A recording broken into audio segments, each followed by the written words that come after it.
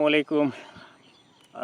আপনারা স্বপ্নে কেমন বিশ্বাসী আমি জানি না। তবে আমি গত কয়েকদিন আগে পরপর স্বপ্ন দেখেছি একই বিষয় নিয়ে।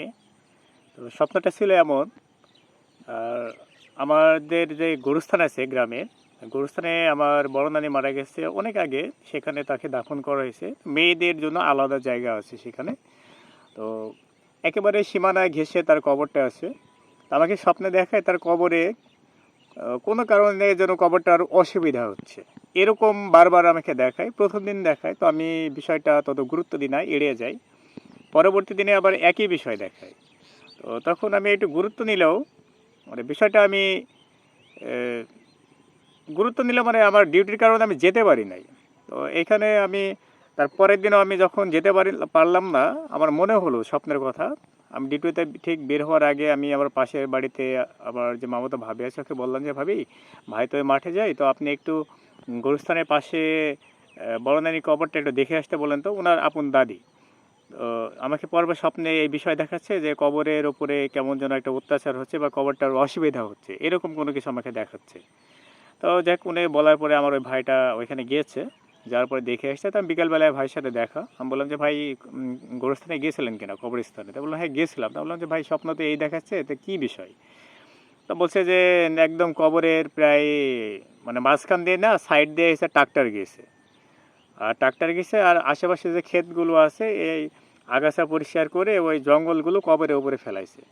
তো দেখেন এই কবরটার যে একটা অযত্ন, অবহেলায় হয়ে যাচ্ছে, এইটা কিন্তু আমাকে মানে স্বপ্নে দেখাচ্ছে। মানে তার সমস্যা হচ্ছে, অসুবিধা হচ্ছে। কবরের উপর দিয়ে ট্রাক্টর গেছে বা কবরে কোনো কারণে হয়তো বা তার ময়লা আবর্জনা যাচ্ছে, যেটাতে তার সমস্যা হচ্ছে। তো এই বিষয়টা আল্লাহবাক কেন জানি না, আমাকে কোনো মাধ্যম হোক, কোনো অসিলাই হোক, আমাকে পরপর ২ দিন স্বপ্নে দেখায়। তো এইটাই ছিল হচ্ছে আমার স্বপ্নের মূল বিষয়, এবং সেটা কিন্তু বাস্তবে মিলেও যায়। তো হয়তো বা অনেকে বলবেন যে এইটা আবার কেমন ধরনের কথা হলো। জি, এইটাই হয়েছে আমার সাথে, বুঝছেন? তো যারা স্বপ্ন বিষয়ে বেশ পারদর্শী, স্বপ্নের ব্যাখ্যা করতে পারেন, তারা আমাকে অবশ্যই এই বিষয়টার একটু ব্যাখ্যা দেবেন। তো আমি দোয়া করেছি তার জন্য। এখান থেকে তার জন্য দোয়া করেছি, তার নামে দান করেছি। তো এর বাইরে আর কোনো কিছু আছে কিনা জানাবেন।